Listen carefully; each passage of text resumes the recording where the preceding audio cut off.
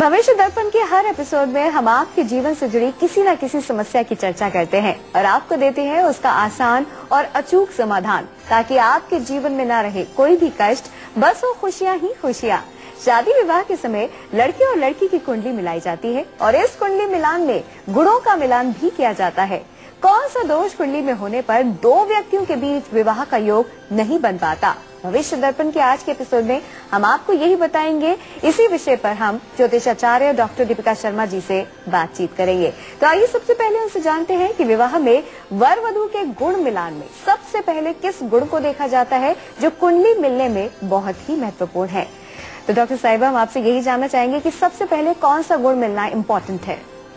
श्रुति, जब हम marital matching करते हैं या कुंडली मिलाप करते हैं, उसमें जो गुण का जो कंपोनेंट होता है, यानी कि पॉइंट सिस्टम ऑफ मैचिंग, आम आदमी की भाषा में इसको पॉइंट सिस्टम ऑफ मैचिंग कहते हैं कि जी कितने गुण मिलते हैं। उन गुणों में जो सबसे ज्यादा जिसका महत्व होता है उसको हम नाड़ी कहते हैं।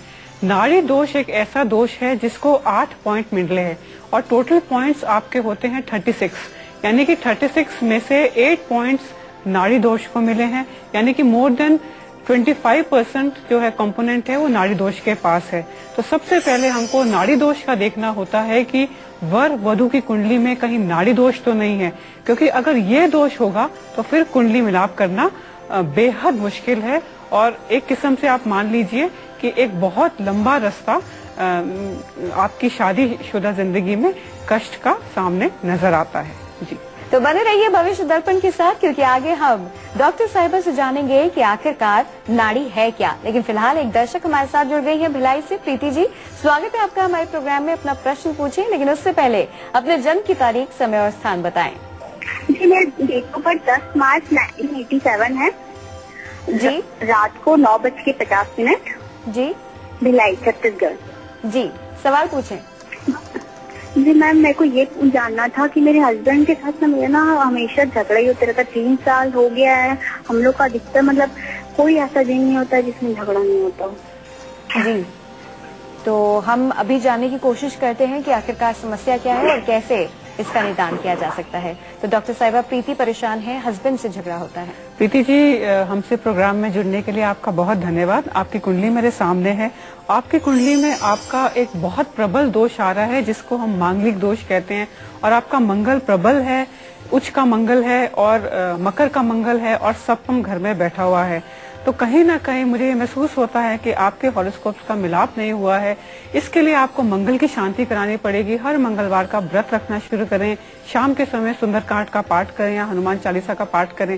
साथ ही साथ लाल रंग के वस्त्र या फिर लाल रंग की आप मूंगा आप दान में दे सकती हैं। इससे आपका मंगल थोड़ा शांत होगा। अपने एटीट्यूड को पॉजिटिव रखें, थोड़ा आर्गुमेंट्स आप कम करने की कोशिश करें और साथ ही साथ एक अच्छे एस्ट्रोलॉजर को अपनी हॉरोस्कोप जरूर दिखाएं, ताकि आप डिटेल में वो उपाय पूछ सकें जो आपकी मैरिटल लाइफ में आपको इतनी प्रॉब्लम्स दे रही हैं। जी, दिल्ली से हमारे साथ ज्योति जी जुड़ गई हैं। स्वागत है आपका हमारे प्रोग्राम में। अपना प्रश्न पूछें, लेकिन उससे पहले अपने जन्म की तारीख, समय और स्थान बताएं।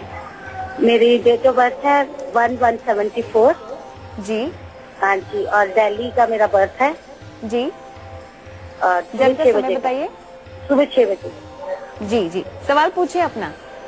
ऐसा है, काफी टाइम से ना हमारा कुछ भी काम मेरा हल नहीं हो रहा। हम लोग बहुत परेशान चल रहे हैं। कुछ भी काम करते हैं ना, सब काम उल्टे पुल्टे हो रहे हैं। इतनी मेहनत करते हैं लेकिन रिजल्ट जीरो है। ऐसा क्यों हो रहा है? जी ज्योति जी, अभी जानते हैं। डॉक्टर साहिबा। ज्योति जी, प्रोग्राम में जुड़ने के लिए हमसे आपका बहुत धन्यवाद। आपकी कुंडली मेरे सामने है। आपके इस समय शुक्र की महादशा चल रही है और शुक्र की महादशा में आपकी सूर्य की अंतर्दशा चल रही है। साथ ही साथ आपके हॉरोस्कोप के हिसाब से आपकी जो मीन राशि है उस पे गोचर का एक विशेष प्रकार से कष्ट है इस समय। तो इसके लिए आपको शुक्र की शांति करानी पड़ेगी। शुक्र की शांति के लिए आप शुक्रवार के व्रत रख सकती हैं, माता महालक्ष्मी के व्रत रख सकती हैं। साथ ही साथ जो मीन राशि पे गुरु भारी है तो उस पे आप गुरुवार को आप 1 किलो पीले चने की दाल आप मंदिर में दान देना अवश्य करें, ताकि आपका जो जीवन है वो सुख, समृद्धि और संपन्नता से पूर्ण हो। जी, डॉक्टर दीपिका शर्मा जी, हम आपसे ये जानना चाहेंगे कि कई बार देखा गया है, जैसे कि अभी सबसे पहले तो यही जानना चाहेंगे, आपने नाड़ी दोष के बारे में बताया। नाड़ी दोष क्या है, सबसे पहले आप हमें ये बताएं। आम दर्शकों की भाषा में अगर मैं नाड़ी दोष को समझाना चाहूँ तो मैं ये कहूंगी कि 27 जन्म नक्षत्र होते हैं, यानी कि जन्म नक्षत्र वो चीज होती है जिसमें आपकी कुंडली में जिस नक्षत्र में चंद्रमा बैठा है उसको जन्म नक्षत्र कहते हैं और नक्षत्र 27 होते हैं। अब इन 27 नक्षत्रों को 3 भागों में हमने डिवाइड कर दिया है, यानी कि हमने 3 पार्ट्स में इनको डिवाइड कर दिया है और इन 3 पार्ट्स को 3 नाड़ियां कहते हैं और इन 3 नाड़ियों के नाम है आदि नाड़ी, मध्य नाड़ी और अंत नाड़ी। यानी कि नाड़ी दोष एक ऐसा दोष होता है जिसमें हमें ये देखना होता है कि वर वधु की नाड़ी एक समान ना हो, यानी कि उनका जन्म नक्षत्र एक समान ना हो, साधारण भाषा में अगर हम समझाएं। जी आइए अब डॉक्टर दीपिका शर्मा जी से जानते हैं कि अगर कुंडली मिलान के समय नाड़ी दोष की अनदेखी करके विवाह किया जाता है तो वर वधु के आने वाली जिंदगी में इसके क्या प्रभाव देखे जा सकते हैं। डॉक्टर दीपिका शर्मा जी यही जानना चाहेंगे कि अगर बाई चांस किसी ने अनदेखी कर दी और विवाह कर दिया तो क्या प्रभाव होगा उसका। देखिए, नाड़ी दोष एक बहुत प्रबल दोष माना जाता है। जैसे कि मैंने पहले कहा है, अष्टकूट तत्वों में नाड़ी दोष को 8 पॉइंट मिले हैं और 8 पॉइंट जो है it is almost equivalent to 25% of your calculation. तो नाड़ी दोष में अगर आपकी अंत नाड़ी दोष हो तो फिर वर या वधु की मृत्यु हो सकती है। अगर मध्य नाड़ी दोष हो तो इसमें संतान की प्रॉब्लम आती है और जीवन में स्वास्थ्य हमेशा खराब रहता है। अगर आदि नाड़ी की दिक्कत हो तो फिर उसमें आपका जो निज दाम्पत्य सुख है, यानी पति पत्नी के बीच में जो फ्रीक्वेंसी है, जो हैप्पीनेस है, वो आपसे छिन जाती है। तो मैं सभी दर्शकों से कहना चाहूंगी कि कुंडली मिलाप जो है बहुत ही एक विशेष प्रकार का साइंटिफिक एक हमारे पास मेथड है जिससे हम आपके जीवन में, आपके मैरिटल लाइफ में खुशहाली कर सकते हैं। तो आप कुंडली मिलाप में ये अवश्य देखिएगा कि कहीं आपकी कुंडली में, वर वधु की कुंडली में नाड़ी दोष तो नहीं है। जी लड़का लड़की एक दूसरे से प्रेम करते हैं और शादी करना चाहते हैं, लेकिन कुंडली के मिलान में अगर नाड़ी दोष हो तो वो कौन से उपाय हैं जिसे अपनाकर उनका विवाह हो सकता है और उनका वैवाहिक जीवन सुखी बन सकता है, ये जानेंगे डॉक्टर दीपिका शर्मा जी से। हमारे साथ एक दर्शक जुड़ गई है अंधेरी से। अंजू जी, स्वागत है आपका हमारे प्रोग्राम में। अपना प्रश्न पूछे, लेकिन उससे पहले अपने जन्म की तारीख, समय और स्थान बताएं। जन्म तारीख तो नहीं याद है, लेकिन बस इतना ही याद है कि हम मतलब लगभग 30 साल का उम्र है हमारा। जी, समस्या बता दीजिए अपनी। समस्या यही है कि मतलब हमारा बहुत टेंशन में, बहुत तकलीफ है हमें शरीर से भी हम बहुत तकलीफ रहता है और बहुत मानसिक तनाव, टेंशन है हमें। और हमारा खुद का घर मतलब मुंबई में होगा कि नहीं, और गांव में घर बना है, आधा अधूरा पड़ा हुआ है। प्लीज कृपा करके विनती है कि आप बताइए मुझे कि मैं क्या करूं कि मेरा सब कुछ मतलब तकलीफ दूर हो जाए। और मेरा एक लड़का है। जी अंजू जी, मेरा एक लड़का है, 21 जनवरी सन 2000 का पैदाइश है, दिन शुक्रवार और समय है दोपहर का 1 बजे। उसके बारे में भविष्य कैसा होगा, किस लाइन में उसको हम डाले तो अपने बेटे के जन्म की तारीख एक बार पुनः दोहराएं। 21 जनवरी 2000 सन 2000।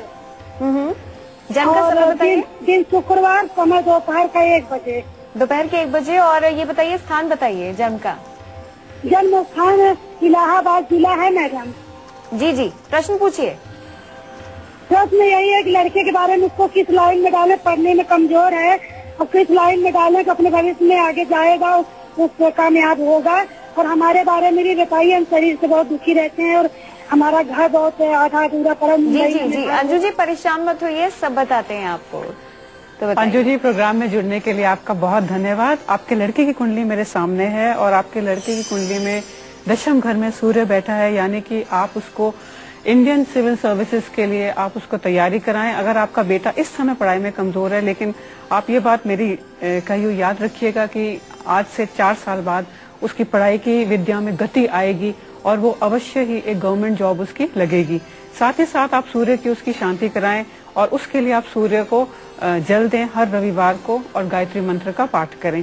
जहाँ तक कि आपको अपनी डेट ऑफ बर्थ नहीं पता और आपको जीवन में इतने दुख मिल रहे हैं, तो उसके लिए मैं कहूंगी, मैं सबसे यही कहती हूँ, अगर जीवन में बहुत दुख मिल रहे हैं तो हर सोमवार को भगवान शंकर और माँ पार्वती की आराधना करें, शिवलिंग पे कच्ची लस्सी और गंगा जल चढ़ाएं। साथ ही साथ आप ओम नमो शिवाय का जाप करें, तो आप धीरे धीरे देखना शुरू करेंगे कि आपके जीवन में कैसी खुशहाली और संपन्नता आती है। आपको मेरा बहुत आशीर्वाद। जी दिल्ली से हमारे साथ प्रेमचंद जी जुड़ गए हैं। स्वागत है आपका हमारे प्रोग्राम में। अपना प्रश्न पूछिए, लेकिन उससे पहले अपने जन्म की तारीख, समय और स्थान बताएं। मैम मेरा जन्म क्या नाम 1983 का है। 15 पूरा बताएं। 15 जून 1983। जी जी मैं ये जन्म का जानना समय और स्थान बताइए। जी मैं दिल्ली में रहता हूँ, पालम में। जन्म का समय बताइए, जन्म का स्थान बताइए। मैम जन्म का स्थान तो राजस्थान का है, यहाँ का नहीं है। जी जन्म का समय बताइए। जन्म का समय मैम याद नहीं है। चलिए कोई बात नहीं, प्रेमचंद जी अपना प्रश्न पूछिए। मैम मैं ये जानना चाहता हूँ, मेरी शादी को एक तो क्या नाम 10 साल हो गए हैं और मेरे पास एक्चुअली अभी संतान नहीं है। तो मैं ये जानना चाहता हूँ कि संतान का कब तक बन पाएगा मेरा। तो आपको जन्म का समय नहीं पता, आइए डॉक्टर साहब से जानते हैं कि वो आपको क्या बता सकती हैं। अब ये तो जानते नहीं है जन्म का समय। प्रेमचंद जी, प्रोग्राम में जुड़ने के लिए हमसे आपका बहुत धन्यवाद। अगर आपकी संतान इस समय नहीं हो रही है तो कहीं ना कहीं आपकी कुंडली में पितृदोष अवश्य है। आप पितृदोष की शांति कराएं। पितृदोष की शांति के लिए एक आप नारियल हर शनिवार को बहते पानी में जरूर बहाएं। साथ ही साथ आप रविवार को सूर्य का जल अवश्य दें। गायत्री मंत्र का पाठ करें। इसको करने से साथ ही साथ मैं कहूंगी कि जो हर रविवार के दिन एक काली गाय है, उसको आप 5 पेड़े बना के आप उसको खिलाएं तो आपका पितृदोष समाप्त होगा। त्र्यंबकेश्वर मंदिर में जाके आप पितृदोष की शांति भी करा सकते हैं। इससे आपके घर में संतान अवश्य होगी और कहीं ना कहीं परमात्मा आपकी आवाज को जरूर सुनेगा। जी, अगर लड़का लड़की एक दूसरे से प्रेम करते हैं, शादी करना चाहते हैं, लेकिन कुंडली के मिलान में अगर नाड़ी दोष हो, तो वो कौन से उपाय हैं जिसे अपनाकर उनका विवाह हो सकता है और उनका वैवाहिक जीवन सुखी बन सकता है? आइए जानते हैं डॉक्टर दीपिका शर्मा जी से। तो डॉक्टर दीपिका शर्मा जी यही जानना चाहेंगे कि ऐसी स्थिति में शादी करना चाहते हैं, नाड़ी दोष निकला आया है, कौन से उपाय करें? देखिए श्रुति, ऐसा है कि ये जो उपाय हैं ये आदि नाड़ी के लिए हैं और मध्य नाड़ी के लिए हैं। लेकिन अंत नाड़ी अगर हो, अंत नाड़ी दोष हो, तो उसमें फिर हम कुंडली मिलाप को मना ही कर देते हैं। आदि नाड़ी और मध्य नाड़ी के लिए आप 1.25 लाख महामृत्युंजय का जाप जो है विवाह से पहले कराना अत्यंत आवश्यक है, दोनों वर के लिए और वधू के लिए।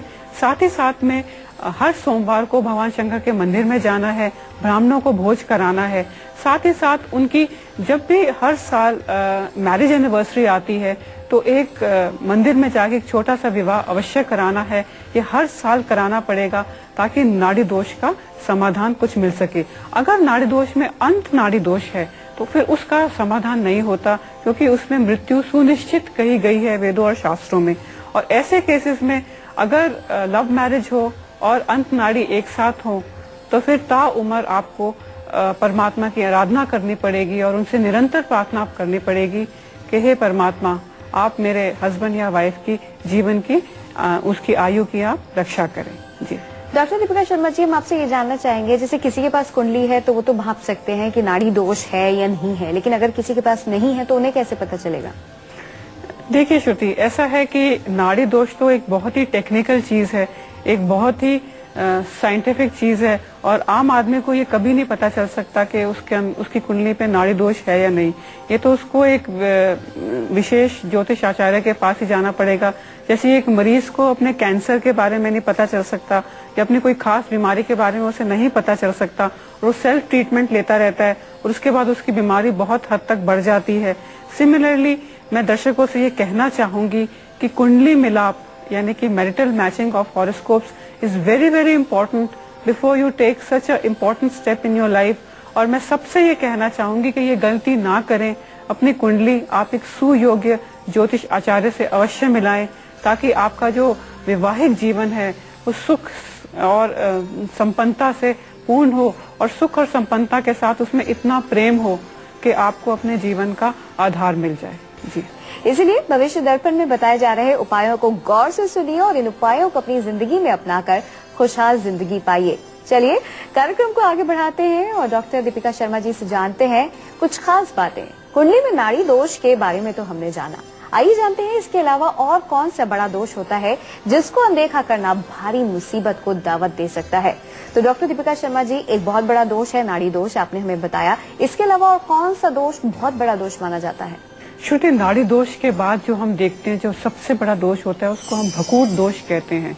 भकूर दोष जो होता है वो आपकी चंद्र राशि से होता है, यानी कि आपकी जन्म राशि से होता है। जन्म राशि वो होता है जहाँ पे आपका चंद्रमा आपके हॉरोस्कोप में विराजमान है, उसको आपकी राशि कहते हैं, जन्म राशि कहते हैं।